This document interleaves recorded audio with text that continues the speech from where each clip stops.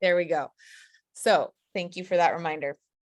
But anyway, as I was saying, we really wanted to create a space where people knew where they could go for financial education. That was something that we heard a lot of from our clients, our friends, our family. People just didn't know where to go for financial education, who they could really trust. And so we wanted to create a space that was very transparent, and create a place where we were promoting financial education and literacy in the community. That's really important to us. I've always found that the more my clients understand for themselves, the better decisions they make. And it's ultimately those decisions that have the highest impact on their financial success or their retirement success. So it's why we place such an emphasis on education. We try to host as many of these workshops as we can on just various different financial topics.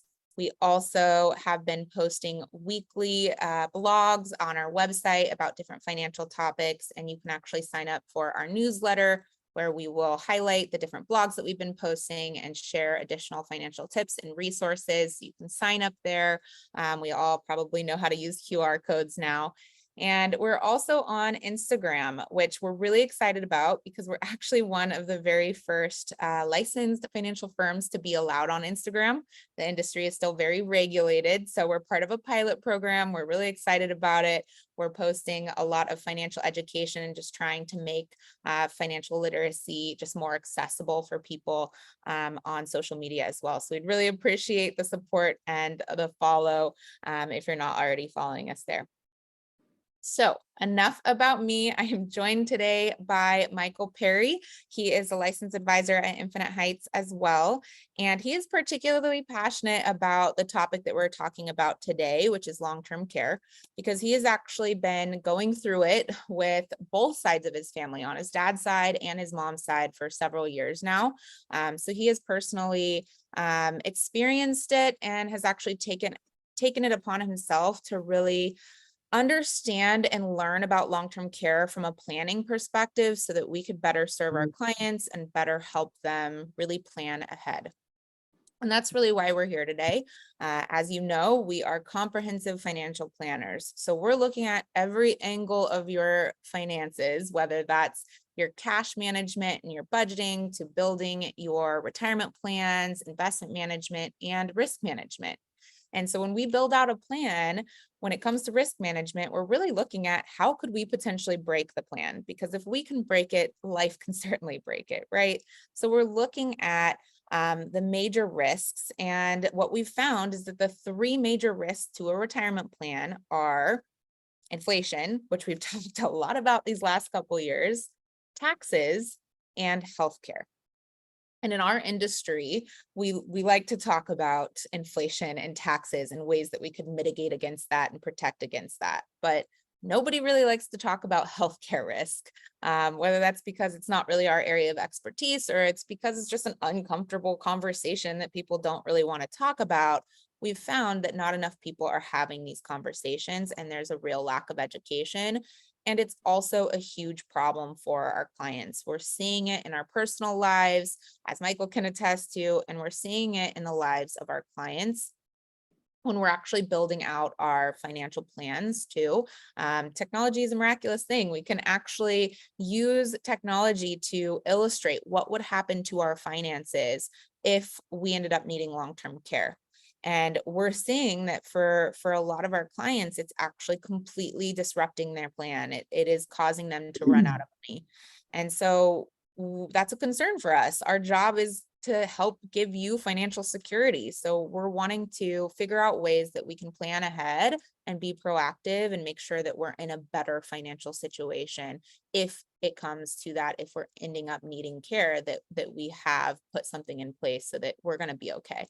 And that's our goal here, because long-term care, when it comes to healthcare risk and long-term care risk in specific, the statistic is that 70% of retirees will need long-term care at some point in their life. So again, it's a large number, a large portion of us, and a big reason why we're talking about it today.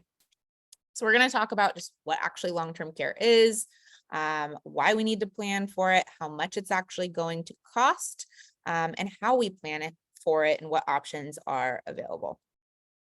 So What actually is long-term care? Long-term care is when we need assistance or we need care for an extended period of time. And it doesn't really matter what caused us to need that care. It doesn't matter if it's an illness, if it's an accident, or if it's just general aging. What really matters is whether or not we can perform at least 2 of these daily 6 living activities for at least 90 days. So a common misconception is that health insurance will cover long-term care. Health insurance or Medicare typically covers that short-term care that you might need from an illness, from an injury, from a disability, right? It will cover those costs of rehabilitation or whatever you might need assistance of daily living for those first 90 days. But after that, it's up to you to cover those costs. And a common misconception, again, is that this is only a concern that we might have when we're in retirement or when we're much, much older. Again, that statistic is 70% of retirees will need care. So certainly that likelihood goes up the older that we are. But long-term care can actually be needed at any point in our lives. An exercise I like to do, and I'd love to ask all of you to just bear with me, humor me, take your dominant hand. For me, it's my right hand, put it under the opposite armpit, and then just picture you living your daily life. Picture your morning routine, whatever that is for you. You're waking up, you're making your bed, you're brushing your teeth, putting in your contacts, putting your makeup on, buttoning your pants. Maybe that's driving to work, getting on this Zoom call and taking notes right now. Picture doing that without use of your dominant hand. And I don't know about you, but the first time I did that exercise, it caused me an immediate sense of panic. I hated it. And that's the reality is it could be because of general aging that we need assistance in our life. It can also be because of an accident. And that's a story I shared on the video that I emailed all of you prior. We have a client who's 30 years old and flipped his e-bike, and he thankfully made a full recovery, but he needed assistance in his daily living for about 9 months. And health insurance covered, again, those first 90 days. And after that, it was out of pocket for him to get any sort of help. And it really drained his finances because he didn't have any long-term care protection. So again, hopefully that explains what long-term care is a little bit more. And I'm going to hand it over to Michael to share his story and talk a little bit about why we plan for long-term care. Yeah, so I just wanted to really have a conversation more so about my experience with long-term care because I've seen it from two pretty major ends of the spectrum with my grandmother, who on paper is really healthy, nothing really, no red flags there. But with my grandfather, he's dealing with Alzheimer's. So he's in a memory care facility, which is really expensive. But like I said, two ends of the spectrum. So we'll talk about both. We're going to start with my grandmother. She has always been independent from the beginning of my life till I know her now. She's always been independent in regards to the house that she had. She kept everything up herself, from yard work to taking care of multiple animals. Really everything for the house and for her life, she did herself and never needed any type of assistance. So about 11 years ago, the family started noticing signs of just general aging. So lack of mobility, forgetfulness with different medications, just different little things that were happening, but they all started to compound and they started to add up really fast. And so we had to have that conversation about assisted living and moving into a facility. Now, thankfully, that conversation was actually really easy because she had friends already in a facility that we were moving her into and we were planning on, and we actually didn't know at the time. So it really made that transition super easy from a social aspect as well. But fast forward to about 4 months ago. So she's been in there for 11 years, so quite some time. About 4 months ago was a Sunday, and I was just having a general call with her, just a catch-up call like any other family member. And that was at about 8 p.m. So about 3 hours later at 11 o'clock, she was doing her nightly routine, getting water, just getting ready for bed. And what she ended up doing is tripping and falling. And as soon as she hit the floor, she heard two pops, or it was one pop and one snap. She ended up breaking her hip and then fracturing a portion of her femur. So she's 95 at this point, and it's 11 o'clock at night. She's not going to be able to get up on one leg because she's 95. She's up there in age, and all the facility staff have all gone back home. Most of the residents are either asleep or about to fall asleep. And so she had to stay there for 10 hours until my mom ended up going there off a whim, really, on that Monday morning and finding her on the ground where she ended up falling. Thankfully, she was still conscious, but we ended up calling the ambulance, getting her immediately to the ER and really just assessing the situation from there. She had a rod put in, which is pretty traumatic to the body, no matter what age you really are. So a rod as well as bolts put in. And then she was also escorted to a short-term rehabilitation center. And surprisingly, when you go into those situations and when you walk into that room, you don't really know the extent or how severe the situation is. But surprisingly, she actually pretty much made a full recovery, which was great. She started stabilizing herself and walking, but I use that term loosely. She started walking again. But at this point in the story, we're about 50 days into her being at this short-term rehabilitation center. And two things happened pretty much at the same time. One, we found out that Medicare was about to cut off, so everything was about to be out of pocket. And two, the gatekeeper is what we ended up calling him, of this facility said that my grandma was okay to leave and go to a less intense care facility. So what that actually translated to is we have about 10 days to really figure out a whole new facility because she couldn't go back to where she originally was. She needed more care than that. But we needed to find a new facility that she could move out of in 10 days and get in, which is obviously a lot of pressure. And so I want to shift perspectives here, actually. And I want to shift it to my mom. So my mom, her daughter, had been going down to Corvallis, where she lived, and then also this short-term rehabilitation was over in Wilsonville, had been going down to visit her about 4 or 5 times a week for about 8 weeks straight. And so that was really difficult for her because she has a job. She's trying to retire this year. She's trying to pay her own bills. She's trying to have, spend time with her family and just trying to live her life. She also has horses, and so she's over at the barn all the time, and it really just hinders that whole lifestyle. And so the situation with my grandma, it was obviously difficult on her, but it was also really difficult on my mom. And you could tell over time, it became really physically, mentally, and just emotionally draining. And at some point, it just became exhausting to her, just because she had to put on this face, this hope, this really excited, helpful face for my grandma. She didn't want her to feel bad, and that she's having to take care of her. But when she got home, when I saw her, at least, you could see that exhaustion happen.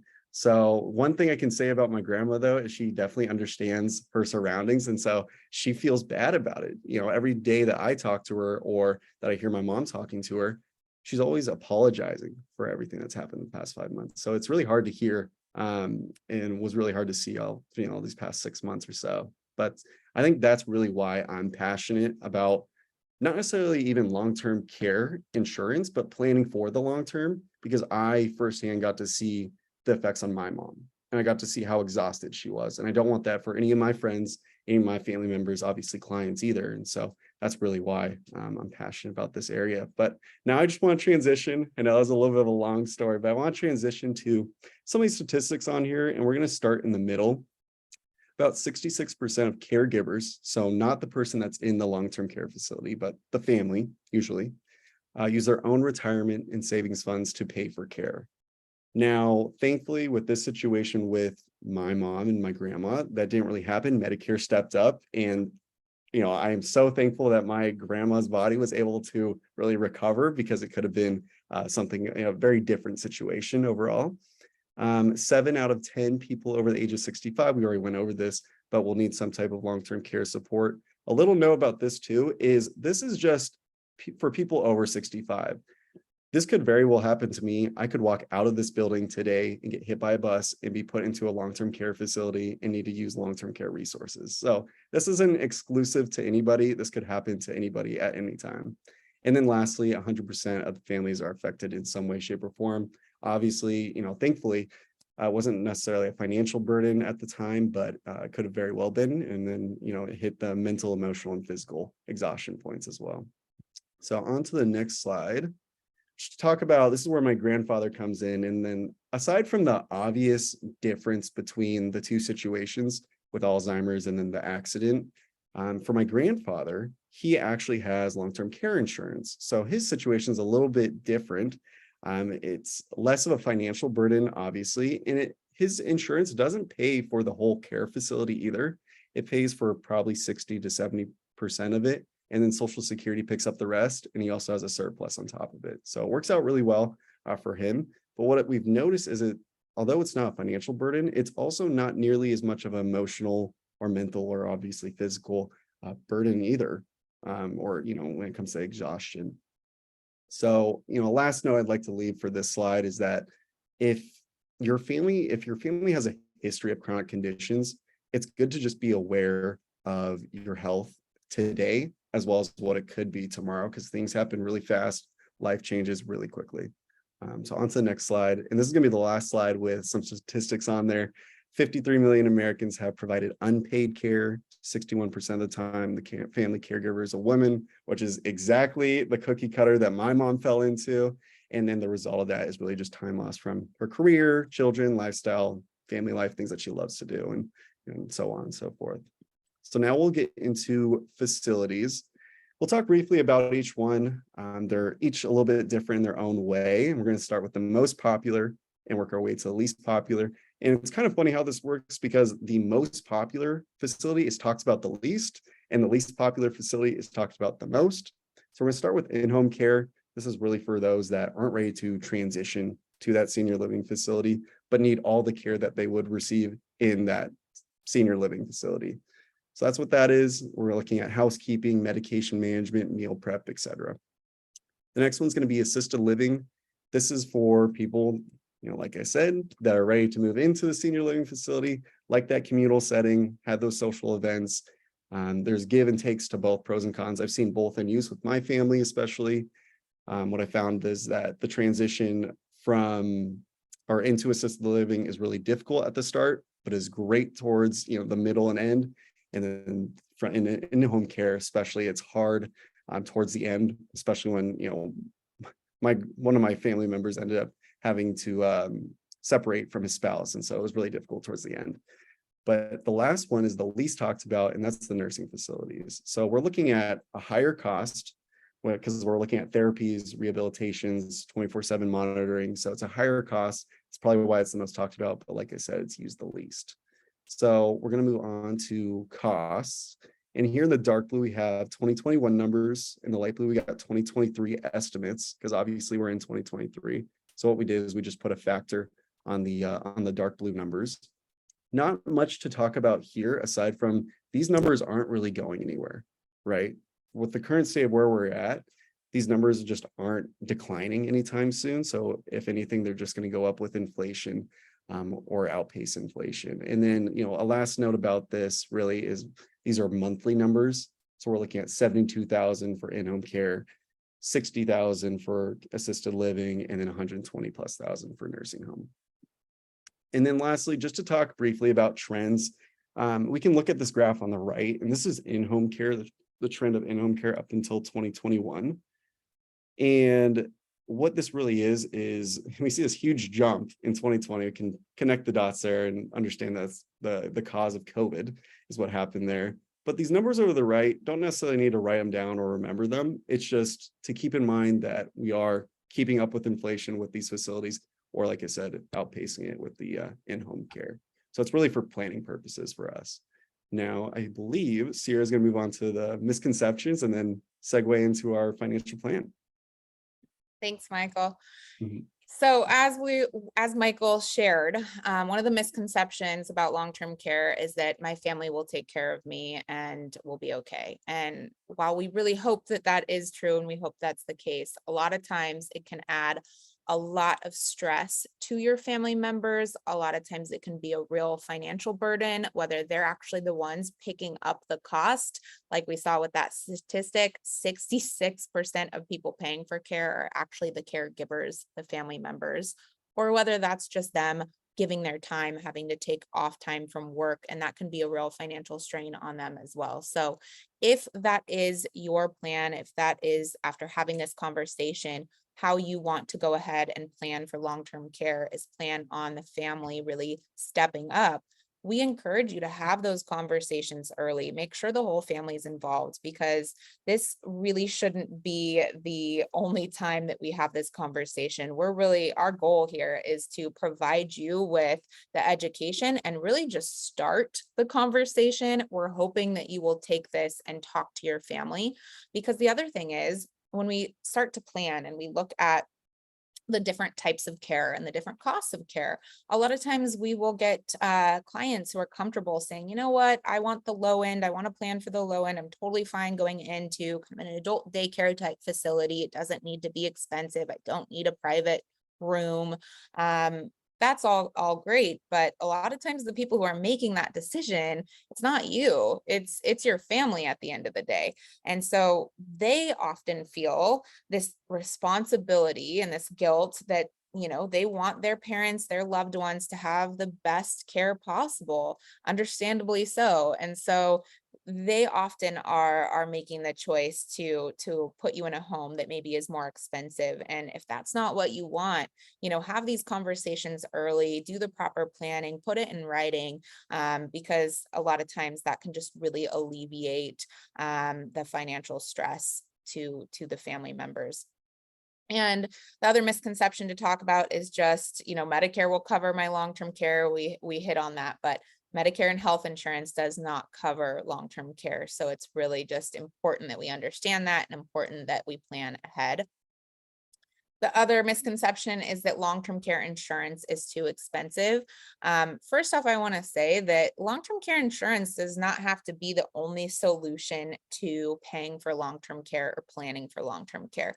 It can absolutely be a solution, but that's not why we're here today to talk about long-term care insurance specifically. We're going to touch on that, but it's only one option. We absolutely can plan to save for long-term care ourselves. We can look at other strategies, but long-term care insurance absolutely can be a solution. But again, it's just one solution.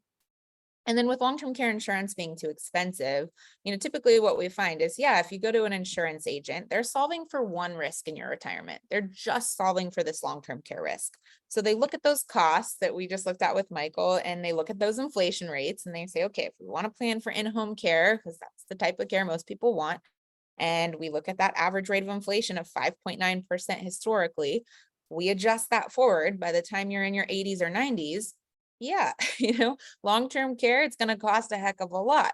And if we run that number backwards and we say, okay, what is a policy going to cost us today to cover that type of benefit? It very well might be very expensive. We might be able to afford it. That's great. We might not be able to. And what some people end up doing is they expose themselves to more risk by covering long-term care risk, right? We might run out of money if we put too much money into a long-term care policy, or it was just too much that we could afford. So our job is to really find that balance for our clients, have the conversation, provide the education, figure out what it is that you want. And if long-term care insurance is something that we're looking at, okay, what can your plan actually afford without giving ourselves or subjecting ourselves to other types of risk that's actually going to give us a benefit and help add more security to your plan? It might not be able to cover everything, but it certainly might help. So that's what we're really looking at doing for our clients. So again, long-term care insurance is not the only way to cover and pay for long-term care. As we talked about, Medicare and health insurance does not cover long-term care, but Medicaid can. This is a common misconception as well, because Medicaid only pays for long-term care if you qualify. And in Oregon, if you make over $2,742 a month today, that can be adjusted for inflation, but $2,742 a month, whether you're single or married, if you make over that amount, you do not qualify for Medicaid. And that income limit, Social Security and your pensions count. So that is a really low bar. If you do make less than that, and you could qualify based on income, Medicaid also looks at your assets. So you have to have less than $2,000 to your name before Medicaid will cover long-term care. So obviously, again, really, really low numbers. There's a common strategy called the spend down strategy. Some people will look at this, have this conversation, say, you know what? I am totally fine if I have to spend all of my retirement dollars paying for long-term care, and then, I end up running out of money. At that point, Medicaid will cover me. Great. We have to make sure you're still going to qualify based on income for that strategy to work. And the other thing that we want to be careful of is obviously if you have family or you want to leave a legacy, whether that's charity or ultimately you just want to have more control of where your money goes, that might not be the best strategy. We have clients who they don't really Thank you for necessarily calling have Take Care of Pets. This call family should be that recorded. they If you believe your pet. they might not have family that they necessarily want to leave their assets to, but they don't want to use all of their hard-earned money that they spent their lives accumulating on long-term care. They just don't like that thought. And so they don't like the spend down strategy, or they don't want to use the spend down strategy. The other thing to just be aware of is Medicaid does have a 5-year look back provision. So if you think that you can just start to gift your money to your kids, or just start to spend that money down really quickly so that Medicaid will then kick in, they do look back at where you were spending that money for 5 years. So that's an important one to be aware of. And then the other thing for this strategy is that it's not always the case, but just something to consider is the quality of care that you might receive in a government funded facility versus a private funded facility. We have clients who, again, don't really care how their money gets spent. They don't care if they have any to leave behind, but they don't really want to be, because of personal experience and just what they've seen, they don't really want to be in a situation where they're in a Medicaid funded facility. So they will opt to plan ahead and have money reserved for long-term care so that they can just get better care. So the other option, if we don't qualify or don't want to plan on Medicaid covering any potential long-term care, is to just plan to pay out of pocket. So of course we can use our savings or our retirement dollars for this.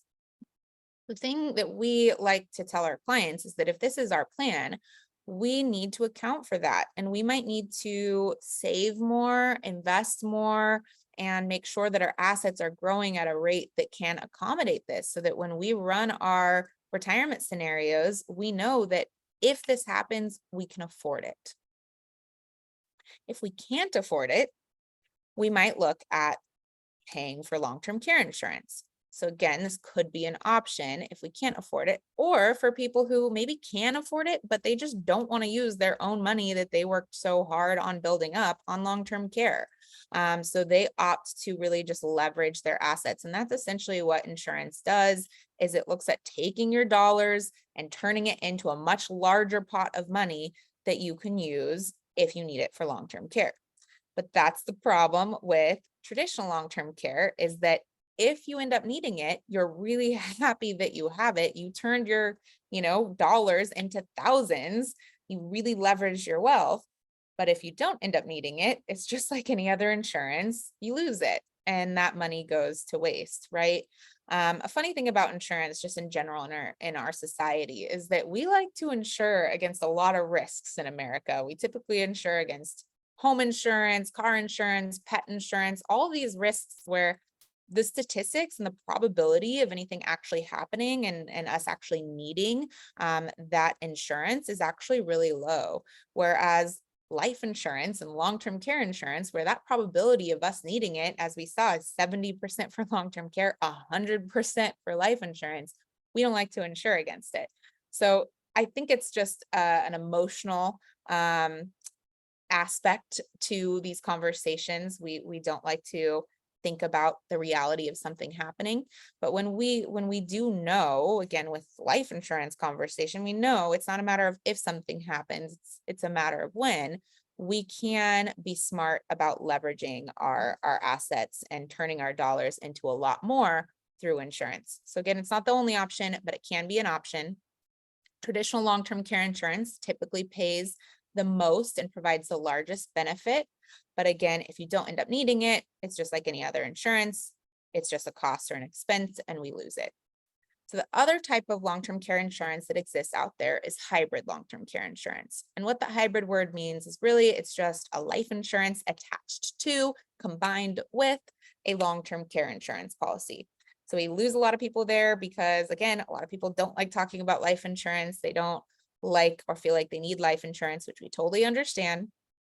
But the way that it works and what that means for your hybrid long-term care insurance policy is that if you don't end up using that long-term care bucket, there's a death benefit that would go back to your estate.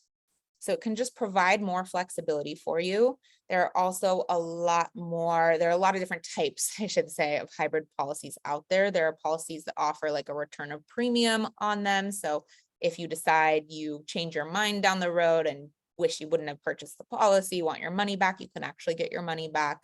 There are policies that are focused more on cash value, so you can build wealth within the policy. And if you want to use it later on in your life, tax-free, you can use it.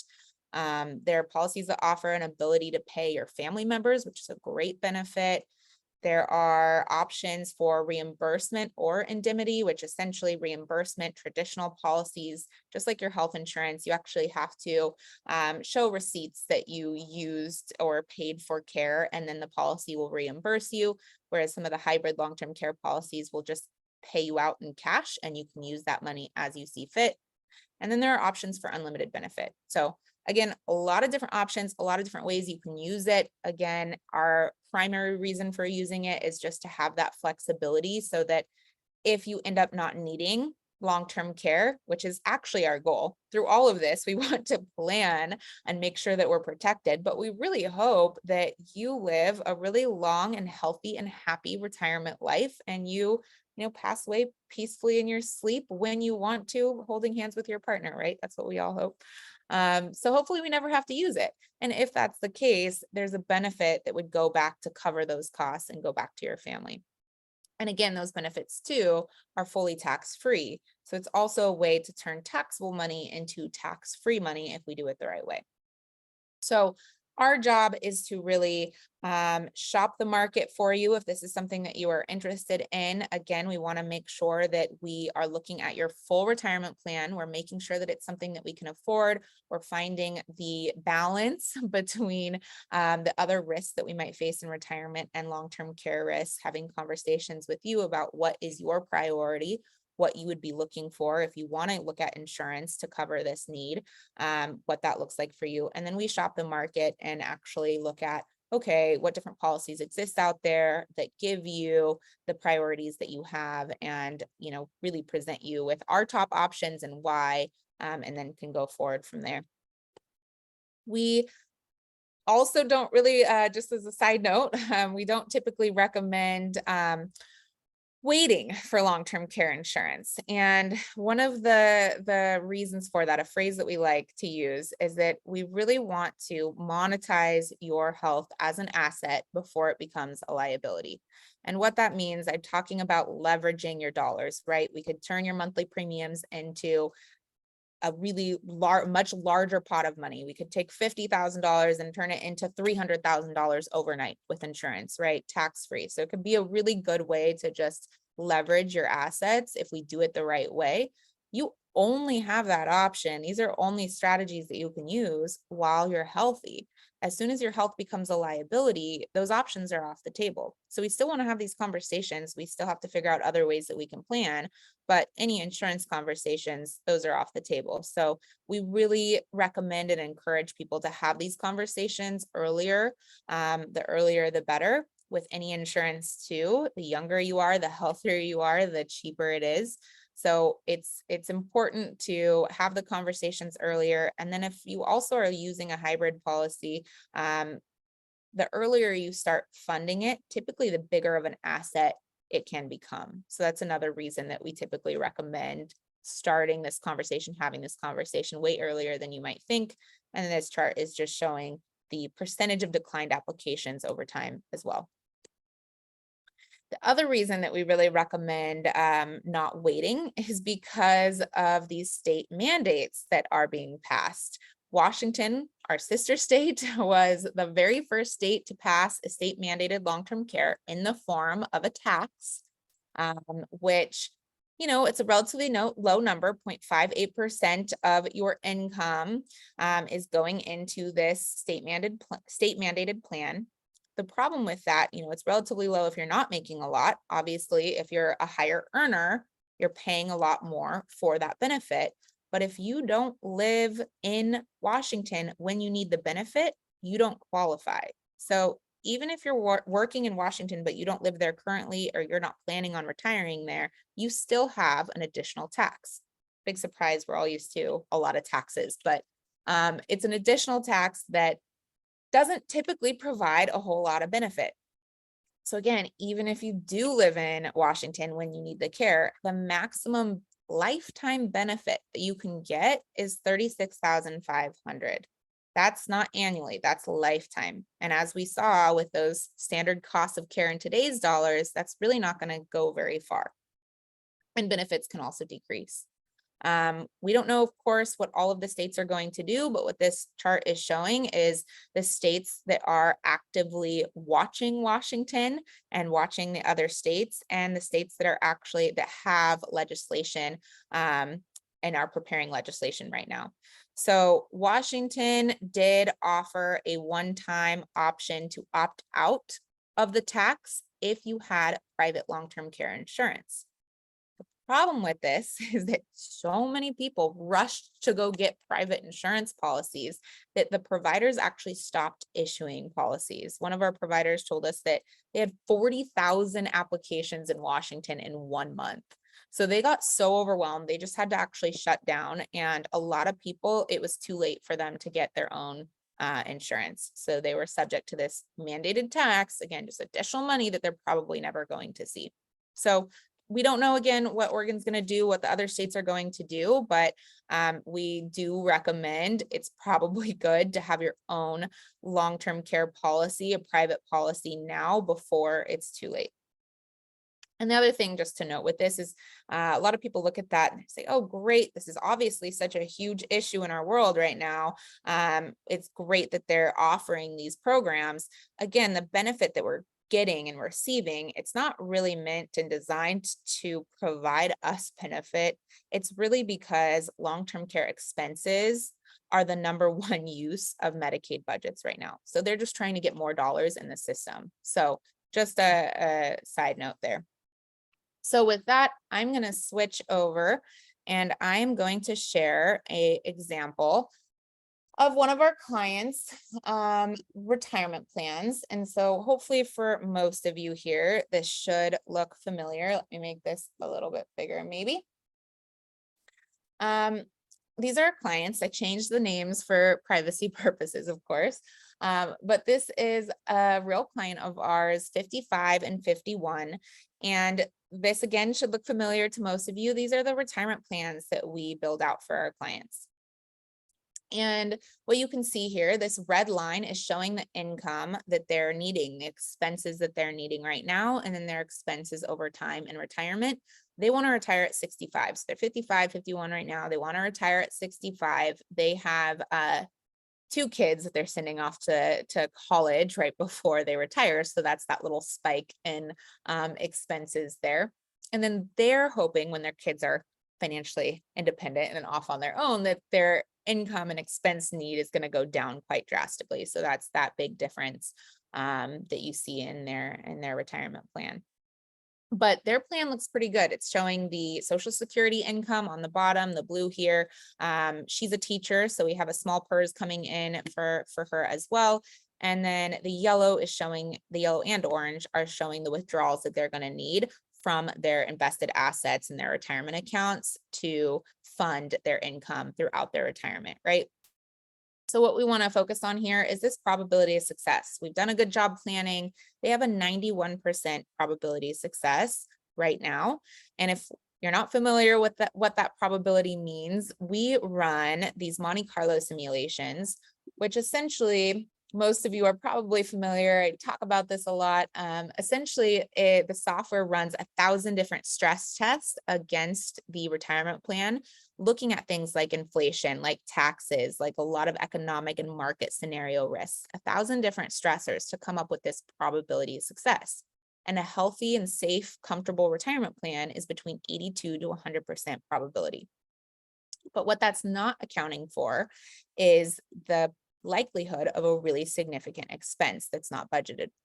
So if we actually throw that in here and we say, okay, what if we're having these conversations? What if Frank needs long-term care at some point in his retirement? And we ran this on kind of a comfortable average. We put in-home care, $6,000 today.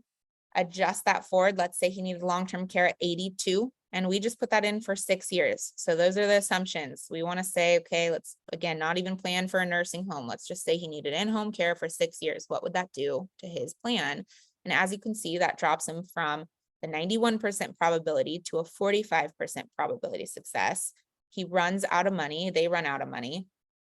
And of course, if they both needed care, that's an even bigger impact on their finances. They drain through their assets much quicker. They have a 15% probability. So obviously a big concern there. But what I actually want to draw your attention to is this lifetime portfolio value, because I think it's a little bit more impactful. What you can see, again, this is their retirement plan as is. If just even Frank, if we just look at one of them, if just one of them needs long-term care, that's a $2.8 million cost to their overall retirement plan or their overall financial plan. So that's a huge number. Obviously, we can see that here. And they completely run out of their retirement savings. So obviously, that's why we're having these conversations. It's good to see. But what I also want to show you is, what if Frank had a long-term care policy? And this is a hybrid policy. So if Frank had a long-term care policy, and by the way, this is in this example, a $5,000 a year policy that he pays for 10 years. So $5,000 a year for 10 years, if he had that in place and he needed long-term care, obviously you can see here, and actually he wouldn't have the death benefit, because the way those hybrid policies work, if you need the long-term care, you don't get the death benefit. If you don't use the long-term care, you get the death benefit. So in this case, obviously they would have had enough money to carry them throughout their retirement, and they would have an additional $426,000 of value gained over their lifetime because of that policy. And the other thing I wanted to show you is, okay, well, what happens if they never needed care? If they paid for this policy for $5,000 a year for 10 years, what happens if they never needed care? Because of that death benefit that they would have, they actually would end up, after everything is said and done, obviously with a still really solid retirement plan, but actually additional $27,000. So this is just an example. This is something that we can run for you, and we can look at for you to figure out, again, what you can afford and what your plan needs and what's going to give us more security. But hopefully this just demonstrates and shows you that it's not something that is out of touch. It's not something that is or can be just too expensive. And it's something that we really should be looking into before it's too late and while we still can. So with that, to wrap up here, just a couple key points to remember. Whoops. It's never too early to plan. So we hope we got that point across. We should have these conversations as soon as possible, and have conversations with your family now. If you after seeing all of this, hearing all of this, if you decide you do want to explore long-term care insurance, if you decide you want to use a spend down strategy, if you decide you want to plan to pay out of pocket, whatever that case may be, have conversations with your family now. Make sure you're all on the same page. Make sure you understand and are having these conversations. And the more planning you can do ahead of time, the less stress it is on your family at the end of the day. So have the conversations now. Monetize your health as an asset before it becomes a liability. If you're healthy and can qualify and it's something that you do want to explore, have the conversations earlier. Remember that if you do things the right way, it does not have to just be an expense. It can be a way to leverage your wealth, and that we, of course, are here to help you find that balance and help shop products for you. So if you're interested in talking more about long-term care, if you're interested in looking into long-term care insurance specifically, you can sign up for an appointment. Definitely put long-term care in the subject line, send us your questions, but we'd be happy to go through that with you and walk you through and have additional just one-on-one conversation. So with that, we'll open the floor to any questions.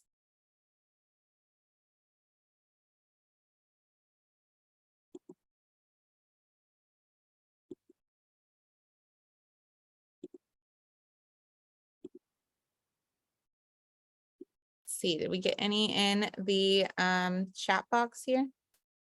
I don't believe so.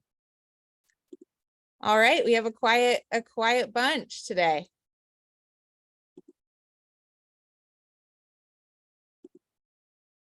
All right, well, if there are no questions, then what I'll say, a lot of times people have very specific questions to their individual situation. So if you'd like to, again, sign up for a consultation or just email us, send us your questions. We'd be happy to meet with you one-on-one and answer those questions just via email or however. So hopefully you found this helpful. And again, just reach out if you would like more. Thank you guys for joining. Thank you. Yeah, thank you. Bye, Very guys. good. Bye.